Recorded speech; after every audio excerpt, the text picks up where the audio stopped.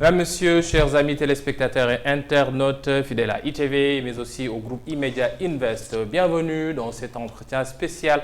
Aujourd'hui, nous avons le plaisir d'accueillir sur ce plateau Rabiatou Mamadou Amadou. Je précise qu'elle est la vice-présidente internationale de la Jeune Chambre internationale. Elle est aussi manager d'entreprise et directrice de société. Rabiatou, bonjour. Bonjour à nos spectateurs. C'est un plaisir pour moi d'être avec vous. Merci pour l'invitation. Merci, un plaisir partagé. De l'autre côté, Samuel Faye, vice-présidente nationale, je dis en anglais, de GCI Sénégal, mais aussi directeur du Centre national de formation des techniciens des pêches et de l'aquaculture. Bonjour Samuel. Bonjour et merci de m'avoir invité. C'est un plaisir de vous retrouver cet après-midi.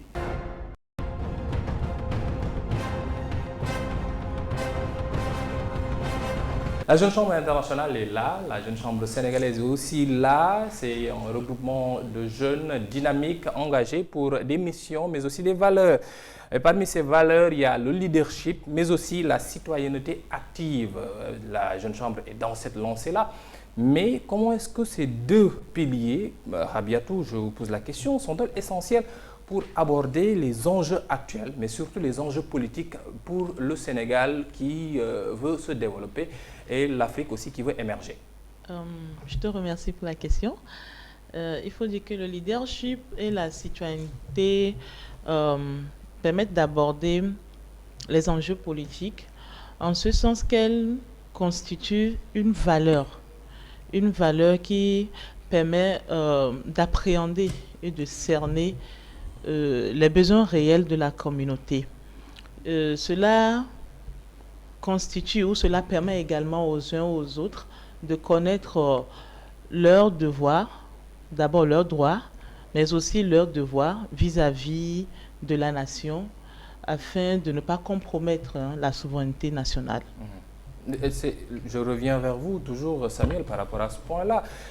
Leadership, citoyenneté active, on voit que le nouveau gouvernement mise sur cela, surtout par rapport à la citoyenneté. Comment est-ce que ce point peut être un pilier essentiel pour l'émergence, mais surtout cette émergence de la jeunesse sénégalaise qui peut éclore et booster le développement? Alors, la citoyenneté, mais on parle de citoyenneté active, je pense que c'est la condition d'existence principale de tout projet de développement. Je ne conçois pas le développement économique, le développement durable d'une nation sans la donne citoyenne, qui doit être au cœur des politiques publiques, qui doit être au cœur du dispositif éducatif.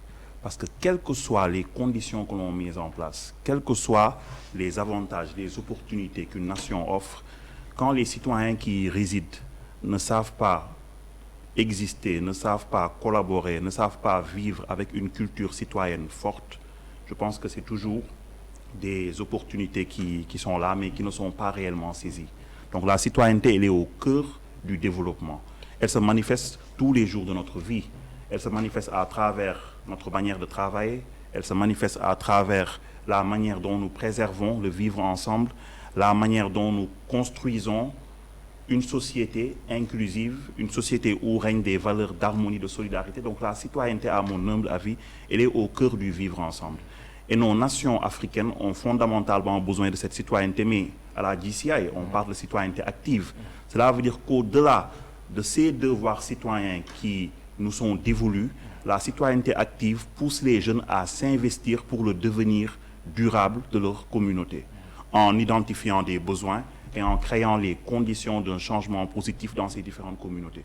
Donc pour moi, la citoyenneté active, elle est au cœur de tout projet de développement. Il n'y a pas une nation au monde qui a pu se construire sans un projet citoyen fort, sans une allégeance citoyenne très forte de la part de ceux qui y vivent.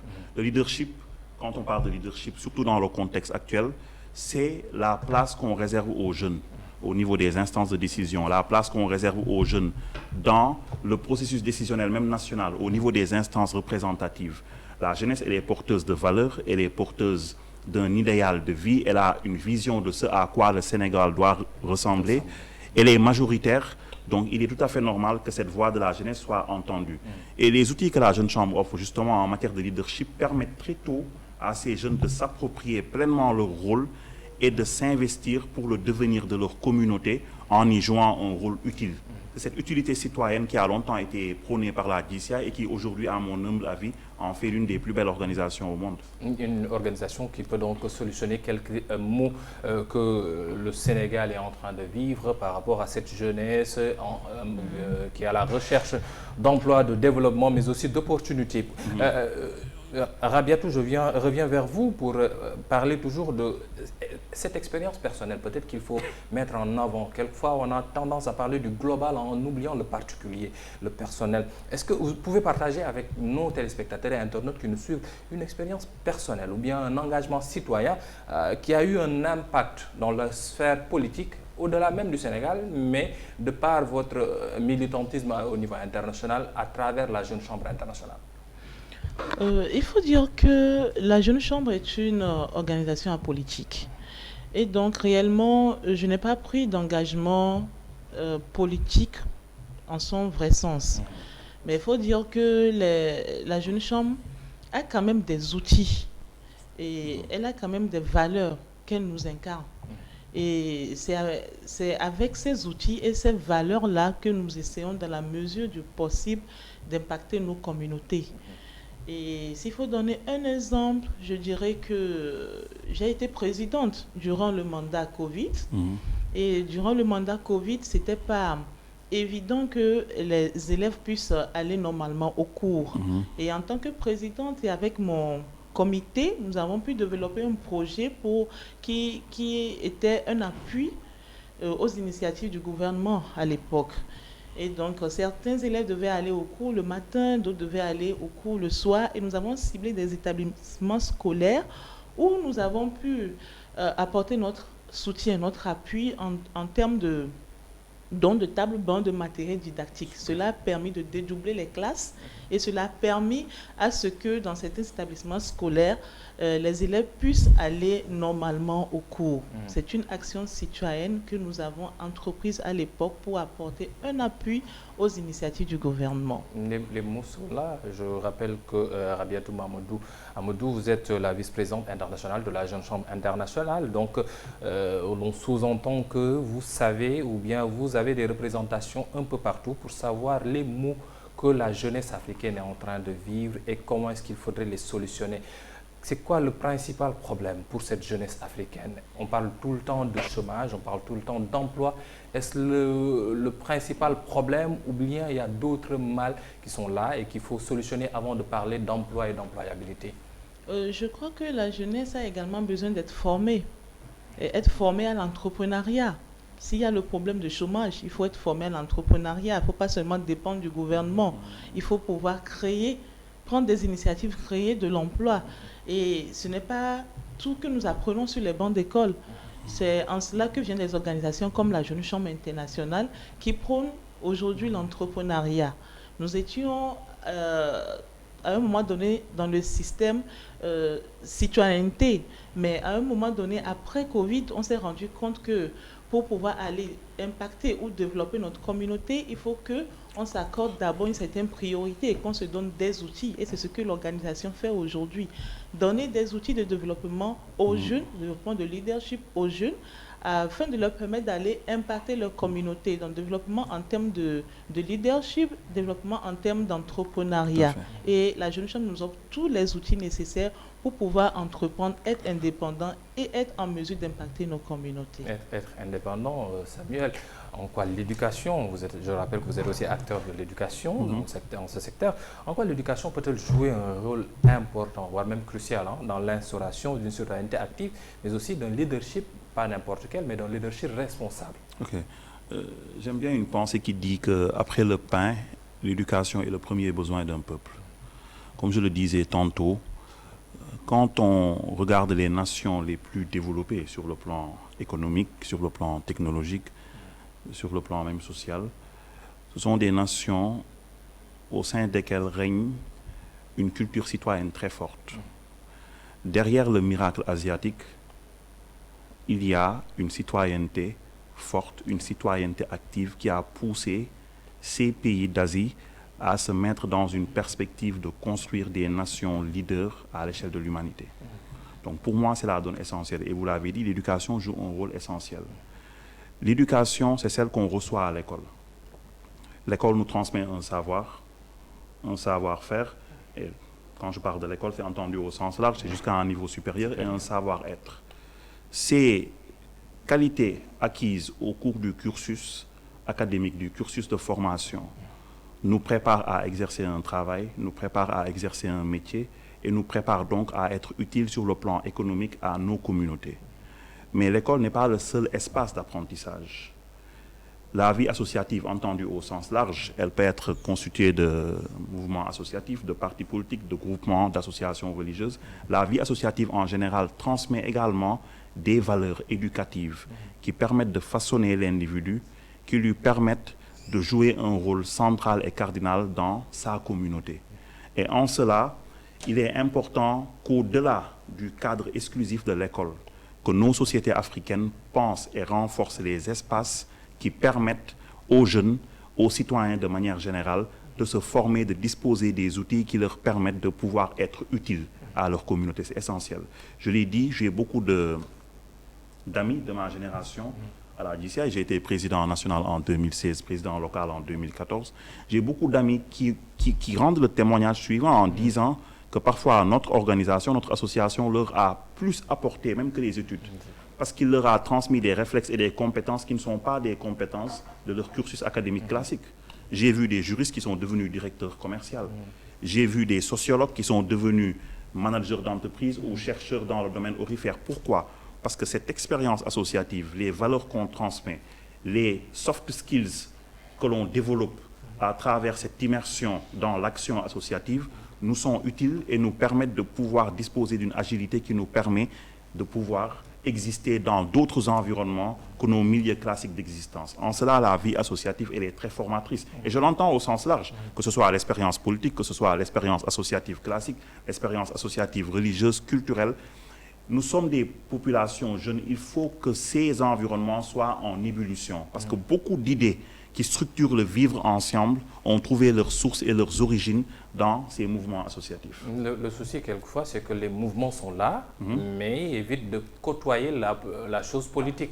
Se disant qu'on risque d'être dévoyé ou bien d'être manipulé, utilisé à un certain moment. À juste titre. Comment est-ce que maintenant la jeune chambre peut outiller pour faire en sorte qu'il y ait des impacts par rapport aux politiques publiques nationales, tout en ne dévoyant pas sa mission première qui est l'éducation, mais aussi, comme je l'ai dit tantôt, la citoyenneté active et le leadership.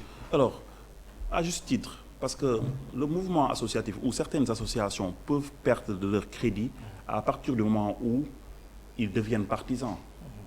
Parce que quand on est partisan, on considère que sa parole est partisane. Oui. Et que les idées que l'on défend font l'intérêt ou le désintérêt de l'un ou l'autre camp. D'où l'importance pour ces structures dites apolitiques de rester à équidistance du jeu politique. Parce que le jeu politique peut discréditer leur rôle de régulateur social et dénaturer la nature de leur discours. Mais cela n'empêche pas les membres de ces organisations d'être dans des partis, dans des mouvements politiques. Moi-même qui vous parle, je n'en ferai pas cas dans ce plateau, ce n'est pas le rôle. Et j'appartiens à des structures et des mouvements politiques que j'assume. Ce que j'y apprends et ce que j'ai appris dans une vie associative passée, aujourd'hui, me permettent de m'inscrire dans une dynamique d'amélioration personnelle. Donc c'est utile. Ces mouvements peuvent exister en restant éloignés du champ politique, parce qu'il y a trop de politique dans nos pays d'ailleurs. Il y a trop de politique. Je pense qu'il serait bien qu'en dehors des échéances électorales, que les partis politiques jouent un rôle autre que politique dans l'éveil, dans la formation, dans l'éducation et permettent aux autres groupements qui sont apolitiques d'exister, que ces groupements soient renforcés. Mais pour être renforcés, il faut que les associations citoyennes aussi aient des coalitions d'associations, des centrales d'associations. On a des centrales syndicales dans nos pays. On a des coalitions de partis politiques. Mais dans le mouvement associatif, on a beaucoup de destinées individuelles et très peu de mouvements collectifs de centrales associatives. J'ai vu des initiatives qui ont été prises dans ce sens par la GCI, par d'autres associations. Ce serait bien que les associations parfois aient des espaces de regroupement, portent des projets collectifs de développement de la citoyenneté, qui doit être une citoyenneté permanente. La citoyenneté, elle est durable, elle n'est pas variable, elle n'est pas en fonction de celui qui est au pouvoir, de celui qui n'est pas au pouvoir. Elle doit être permanente. quand on aime sa communauté, peu importe celui ou celle qui est au pouvoir, on doit s'investir pour agir durablement pour ces communautés.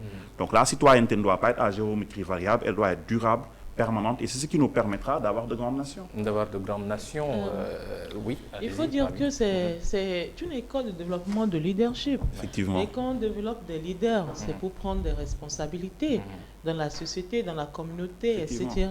Donc ne soyez pas surpris de voir un membre jeune chambre prendre des engagements politiques. Ça, c'est personnel. Ça n'a rien à voir avec l'organisation elle-même. Mais l'organisation aura produit des leaders qui puissent diriger un pays. Et je prends l'exemple du Japon, où c'est bien instauré au niveau de leur Sénat, si je me rappelle, au niveau de leur Sénat, il faut être passé d'abord par la jeune chambre. C'est l'une des conditions pour pouvoir passer et faire sa carrière politique. Et on a eu beaucoup de présidents de la République qui ont été des anciens de l'organisation, des ministres, etc. Voilà. Au sein de cette même jeune chambre qui a été créée, donc rappelons, depuis 1915, à Saint-Louis, c'était aux États-Unis. Où se trouve actuellement le siège. Le siège international. Mais l'Afrique est secouée, hein, il faut oser le dire aussi, par rapport au changement climatique, par rapport à des soucis liés à l'alimentation, au développement et même d'ordre politique avec des coups d'État et autres qui arrivent. Si une jeunesse africaine doit s'imposer en passant par une autre voie que par celle des armes pour pouvoir être des leaders dans ce monde, mais aussi dans ce continent, comment est-ce que la jeune chambre pourrait accompagner et comment est-ce que la jeune chambre, j'aime le mot, tuyauter ces jeunes-là pour qu'ils puissent savoir que ce n'est pas seulement par les kaki qu'on pourrait accéder au pouvoir? La jeune chambre intervient dans la communauté, d'accord? Et donc nous développons des projets dans ce sens, des projets communautaires, des projets de sensibilisation. Nous ne pouvons que sensibiliser. Et nous le faisons, des projets de sensibilisation sur la paix mondiale, d'accord, des projets qui viennent en appui pour réduire le chômage, qui passe par l'entrepreneuriat, d'accord. Et la jeune chambre, pour ses membres, développe des projets et des formations, des modules de formation pour ses membres, pour pouvoir les outiller, afin qu'ils ne suivent pas la tendance du monde, mais afin qu'ils puissent être plutôt des exemples à suivre. Voilà. Des exemples à suivre. Maintenant, pour chaque mouvement, chaque association, on s'attend aussi qu'il y ait des actions fortes, comme vous l'avez dit, à le faire durant la période de la pandémie. Là, le changement climatique est là. Nairobi, Kenya, plus de 100 personnes décédées avec les inondations. Dans d'autres pays, on parle de famine. Comment est-ce que la jeune chambre peut impacter ou bien appuyer par rapport à la réflexion pour cette autosuffisance alimentaire dont on parle, ce développement de ce cher continent qu'on aime appeler le futur, le lendemain du monde qui est l'Afrique? Comment est-ce que la jeune chambre fait en sorte d'implémenter dans l'esprit ou bien dans le comportement de chaque jeune membre de sa communauté ou bien qui n'est pas membre, qu'ils peuvent impacter directement ou bien indirectement par rapport au vécu des citoyens? Et il faut dire que nous travaillons en partenariat avec les Nations Unies. Et donc nos projets communautaires s'inscrivent aussi dans le cadre des ODD. Donc les projets communautaires que nous rendons cadrent avec les ODD. Et donc nous rendons les projets dans le sens de la protection de l'environnement. Nous rendons des projets en entrepreneuriat qui permettent d'outiller même les membres de la communauté et les permettent d'être autonomes. Pour ne citer que ça. Je reviens vers vous, Samuel, par rapport à ce point-là. Les mots sont là, hein. On l'a vu, on le vit chaque jour. On a aussi ce mot qui est toujours là. Vous êtes le lendemain, vous êtes le futur, cette jeunesse, mais aussi ce continent qu'on aime tant. Comment est-ce que maintenant la JCI, en passant par ces jeunes-là, peuvent impacter et faire en sorte que l'on ne se dise plus nous sommes le demain, mais nous sommes l'aujourd'hui, le présent de ce monde et qu'on peut impacter directement par rapport à la marche de ce village planétaire? Alors il y a une valeur qui est au niveau du credo de cette organisation qui dit que la personne humaine est la plus précieuse des richesses. Ouais, VPI, j'ai bien retenu mes anciennes C'est bien leçons, ça. même si j'ai été absentéiste ces dernières années. Le credo Mais j'ai demeure bien, le même, il n'a pas j'ai bien changé. retenu mes leçons. Donc, on dit que la personne humaine est la plus précieuse des richesses. Ça veut dire que si l'on veut un développement harmonieux, durable, si on veut que ces prédictions positives sur l'Afrique soient une réalité pour l'avenir, il est important d'investir sur la personne humaine. Le capital humain, pour moi, est l'ingrédient principal du développement. Oui. Et cela passe par sa formation, par sa responsabilisation, par le développement d'une allégeance citoyenne forte. L'allégeance citoyenne, c'est le respect des valeurs de la République, c'est le respect des symboles de la République, c'est le respect du vivre ensemble, c'est le respect des lois de la République. L'autorité doit s'appuyer sur la loi et non sur l'arbitraire, mais le vivre ensemble aussi doit s'appuyer sur la loi, sur l'ordre social. Nous avons beaucoup de problèmes d'ordre social en Afrique, on le voit. Pour venir ici, combien de personnes ne respectent pas le code de la route? Quand on est sur de petits trajets, combien d'infractions nous voyons sur le code de la route? Des gens qui me passent par les trottoirs, des gens qui ne respectent pas la priorité, qui ne respectent pas les feux rouges. Combien de constructions anarchiques avons-nous? Dans une belle ville comme Dakar, il n'y a presque plus aujourd'hui de trottoirs. On est obligé de marcher sur la route pour pouvoir suivre son trajet. Donc, nous avons laissé le désordre prospérer et compromettre progressivement le vivre ensemble. Ce qui fait que nos villes, beaucoup de nos villes africaines étouffent à cause de cette forme d'incivisme qui devient une règle de vie et qui permet même à certains de prospérer. Bon, je le dis, il m'est arrivé de rater un vol parce qu'il y avait surbooking. J'ai respecté le fil. D'autres qui ne l'ont pas respecté ce jour-là, je devais aller en France, ont pu rentrer dans l'avion, puis la compagnie de l'époque, que je ne cite pas, qui n'avait pas fait un bon travail de sensibilisation, à la dernière minute nous a dit que l'avion est plein. C'est comme le cas répété, l'avion était plein.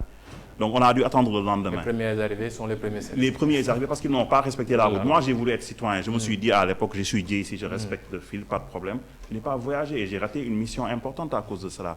Donc on prospère dans l'incivisme. Et malheureusement, quand on voit d'autres prospérer dans l'incivisme, cela crée un effet d'entraînement. Donc l'un des premiers chantiers dans nos pays d'Afrique, c'est de combattre cet incivisme. De veiller à ce que nos villes vivent. Et je suis heureux que le Bureau national de cette année de la Jeune Chambre, présidé par le président Mohamed Meng, que je salue au passage, qui fait un excellent travail, je suis heureux que ce bureau ait fait de la citoyenneté l'une de ses priorités. Je pense que le président national l'avait dit lors de son discours d'investiture, la Jeune Chambre ne ménagera aucun effort pour restaurer, renforcer la culture de la citoyenneté. Et je pense que le président et les différents présidents locaux s'attellent à cette tâche. Il ne faut pas qu'ils sous-estiment l'impact de leur action. Oui. Parce que si chaque personne allume sa petite bougie, finalement, on a une belle lumière qui permet de pouvoir répondre à plusieurs mots qui nous interpellent. Donc oui, l'Afrique peut être l'avenir de l'humanité, mais il faut que l'Afrique et sa jeunesse en particulier soient mieux formée, mieux outillée sur les questions citoyennes. Il faut que la problématique de la formation professionnelle, je termine par là, soit mieux prise en compte par beaucoup de pays du continent. Il faut qu'on ait des formations arrimées aux potentialités de nos territoires, parce que sur plusieurs questions, nous sommes obligés de faire appel, et des fois on n'a pas le choix. Ce n'est pas de gaieté de cœur que les gouvernants le font, mais des fois on n'a pas le choix, on est obligé de faire appel à des expertises extérieures. Parce qu'on n'a pas suffisamment d'expertise dans certains domaines, il faut le dire. Donc, ces questions-là, elles sont au cœur du processus de développement. La formation professionnelle, elle annonce la future industrialisation.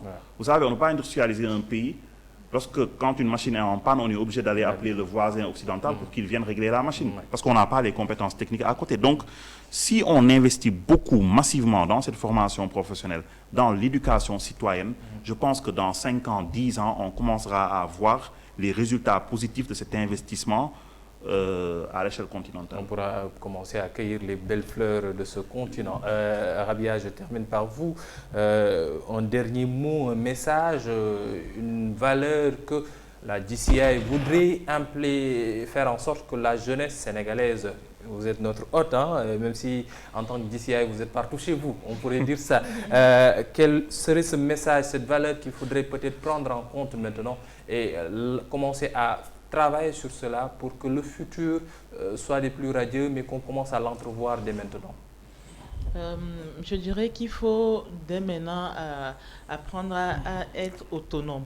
D'accord, le demain se prépare dès maintenant. Donc, je fais un appel à la jeunesse du Sénégal à rejoindre le mouvement ou l'organisation qui est la Jeune Chambre internationale, qui est une belle école.